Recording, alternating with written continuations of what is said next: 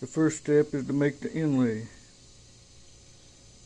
I want to rip this at least 1/8 roughly for my inlay for the Celtic knot. Okay, after ripping the inlay, you can see I have the pattern mark that I want to cut. I'm going to have to do this multiple times.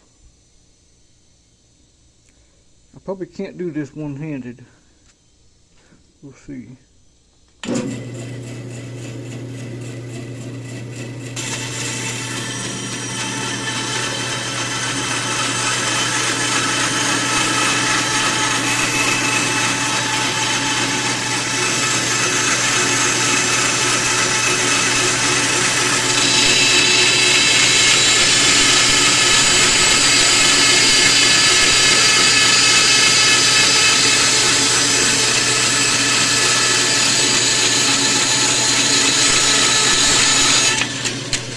Hard to hold like this. It's very hard to hold like that.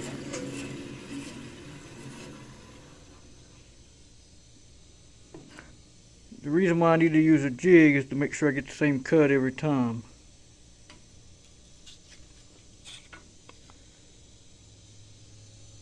That's going to lay pretty nice. No gap, that's what we want. That's the first inlay in. That's the first step of the inlays. Next will be a counter cut once it cures. The angle really isn't that important. Usually 20 to 30 degrees is what you want on an inlay.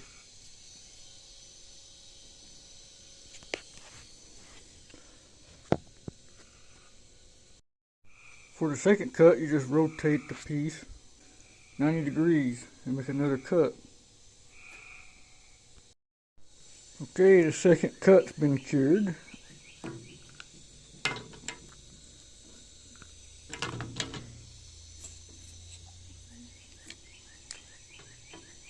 Use a piece of cardboard in your clamping jig and that'll help keep your blank from gluing to it.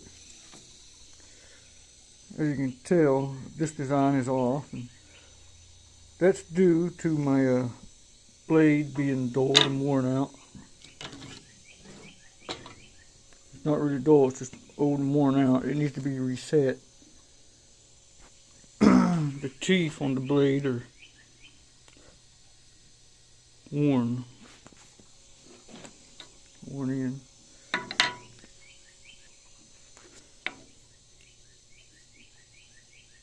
That's going to happen to a whole lot on doing Celtic knots. Not all of them are going to be perfect. I'm going to go ahead and complete this one. There's still 2 more cuts to be done on it.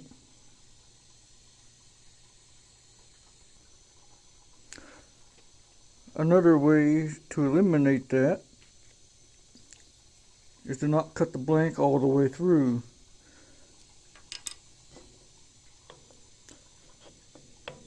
Cut this groove the same thickness as your veneer, and that'll keep the blank true as well. You won't need a jig to true the blank back up.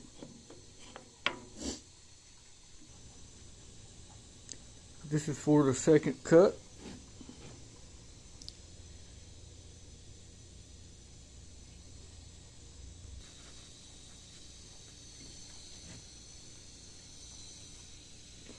Once you make the first cut, you don't need a jig with a relief in it, because the veneer has the correct angle.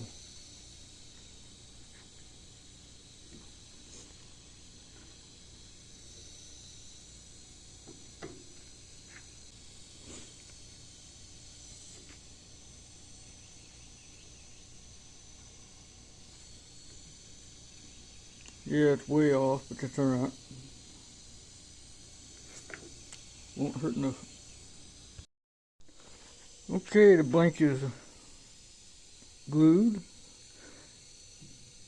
One more cut after it cures. The only reason why I'm going ahead with this one is because it's off so much, and I'm just curious to see what the design is going to be like. It's not going to be a true Celtic. It's just going to be... Well, this Celtic knot is pretty much messed up, but it's still going to be neat to see what it's going to look like. One more cut.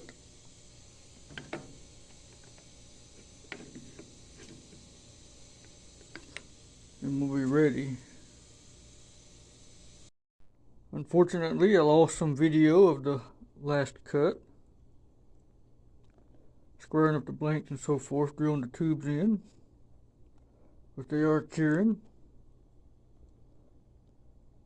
Even though this is a failed project already, I'm still going to go ahead and turn it just to see what it's going to look like.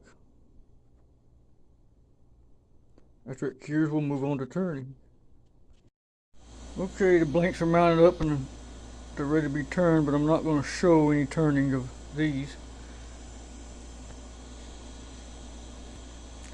Normally you'd want the full pattern on one blank, but I decided to go with something different since it's already screwed up.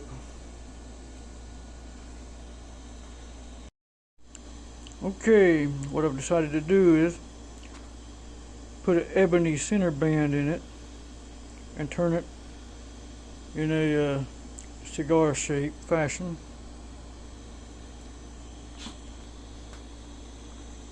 Okay, this is the finished pin with the finish. Pin blank, I should say. I'll move on and skip to the assembled pin. Okay, well, this is what I ended up with.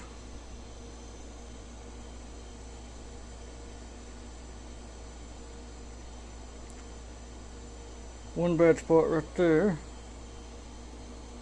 That's on that cinder band that I made out of ebony. I didn't want to take it down any further because I'd lose the stall that I was going for. The butt cap is from a European stall pin. And of course, the nib is just a slim line, and the twist mechanism is a standard slim line.